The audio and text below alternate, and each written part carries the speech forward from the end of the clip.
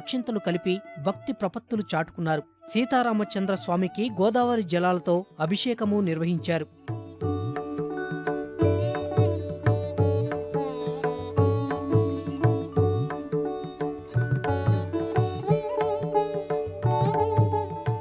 శ్రీరామనవమి నాడు కళ్యాణోత్సవంలో సీతారాముల శిరస్సును ఉంచేటువంటి తలంబ్రాలు పవిత్రంగా ఒక పద్ధతిలో కలపడం జరుగుతుంది. ముఖ్యంగా ఈ సందర్భంగా ఆ బియ్యాన్ని దాంట్లో చేర్చవలసినటువంటి పసుపు, అలాగే సెంటు, నెయ్యి మొదలైనటువంటి మొత్తం కూడా పంచద్రవ్యాలు అంటారు. పంచమంగళ ద్రవ్యాలను కలిపి ఆ తలంబరాలను తయారు చేయడం జరుగుతుంది. ఆ పంచమంగళ ద్రవ్యాలతో జరిగేటువంటి తలంబరాల కార్యక్రమం కూడా జరిగిన తర్వాత ఈ తలంబరాలు కలుపుకునేటువంటి కార్యక్రమం విడతగా జరుగుతుంది అనమాట. మొత్తం మీద 50-60 క్వింటాళ్ల బియ్యం మనకి ఇక్కడ తలంబరాలుగా ఉపయోగపడుతుంది.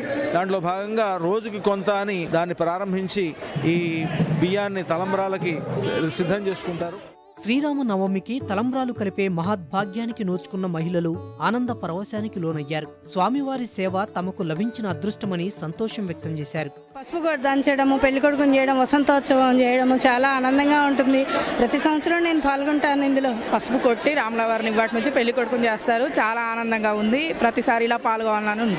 ఈ రోజు రాముల వారికి పెళ్లి కొడుకుని చేయడం అని చెప్పని మేము వచ్చి ఐటీసీ బీపీఎల్ లో ఉంటాం. మేమందరం మాకు ఇది చాలా సంతోషంగా ప్రతి సంవత్సరం ఇలాగే పాల్గొంటాము. తలంబ్రాల బియ్యం కలిపాము, పసుపు కొట్టాము. మాకు చాలా ఆనందంగా ఉంది. 33 సంవత్సరాల నుంచి ఇలాగే వస్తున్నాం. ప్రతి సంవత్సరం ఎంతో కన్నుల పండుగ జరుపుకుంటున్నాము. ఈ రాముల వారి పెళ్లి కొడుకుని చేయడము, పసుపు కొట్టడము, తలంబ్రాలు కలపడం, వసంతోత్సవము, ఈ కార్యక్రమాలన్నింటిలో ఎంతో ఆనందకంగా పూర్వజన్మ చేసిన సుకృతంగా భావిస్తున్నాము. భద్రాద్రి సన్నిధిలో వసంతోత్సవం కన్నుల పండువగా జరిగింది. నీటిలో సెంటు రంగులను కలిపి రాముల వారికి జల్లిన తర్వాత మిగిలిన రంగునీళ్లను అర్చకులు భక్తులపై చల్లారు. అనంతరం ఆనందోత్సాహాల మధ్య వసంతోత్సవం నిర్వహించారు.